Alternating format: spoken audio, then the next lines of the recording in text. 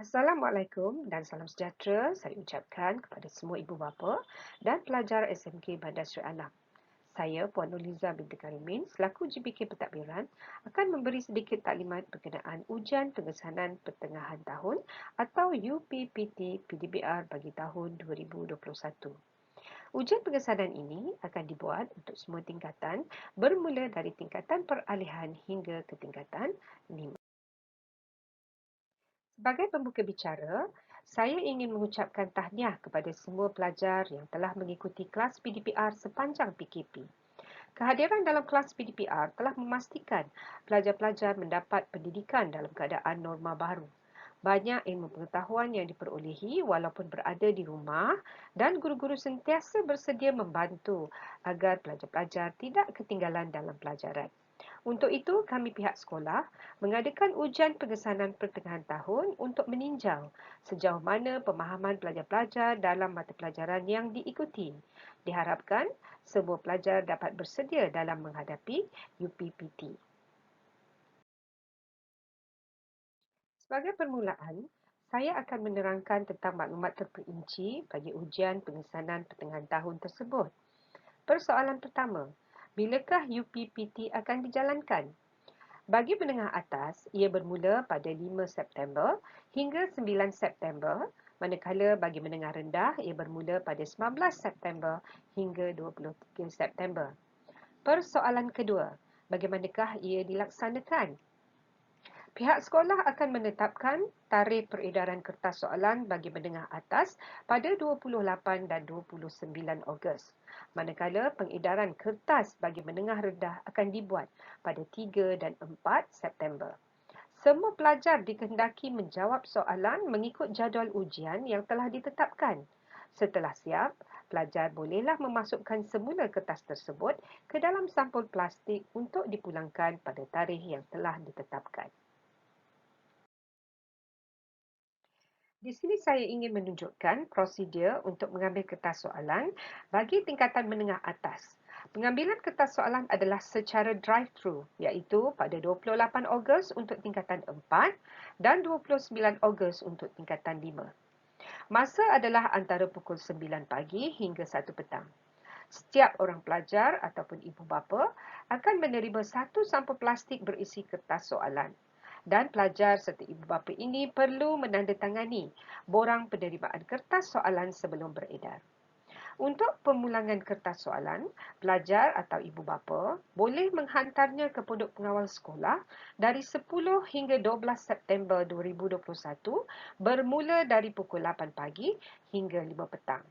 Pastikan skrip jawapan dimasukkan semula ke dalam sampul plastik. Prosedur yang sama akan digunakan untuk pengedaran kertas soalan bagi tingkatan menengah rendah, iaitu bagi tingkatan peralihan dan tingkatan 1, edaran adalah pada 3 September, manakala tingkatan 2 dan 3 pada 4 September 2021. Edaran ini bermula pada pukul 9 pagi hingga 1 petang. Setiap pelajar akan menerima satu sampul plastik berisi kertas soalan dan perlu menandatangani borang penerimaan sebelum beredar. Selepas selesai menjalani ujian, kertas perlulah dimasukkan semula ke dalam sampul plastik dan dipulangkan ke sekolah bermula 24 hingga 26 September 2021 di Pondok Pengawal Sekolah. Untuk pengetahuan pelajar, di dalam sampul plastik terkandung di dalamnya satu set soalan bagi semua mata pelajaran. Jadual bagi ujian pengesanan pertengahan tahun akan dimasukkan ke dalam grup kelas masing-masing. Pelajar bolehlah menggunakan kertas sendiri yang diambil daripada buku tulis ataupun menggunakan kertas A4 untuk menjawab soalan. Pihak sekolah ada menyediakan penjualan kertas test pack semasa hari pengedaran kertas soalan itu nanti. Baiklah, di sini saya ingin menekankan berkenaan rubrik pemarkahan.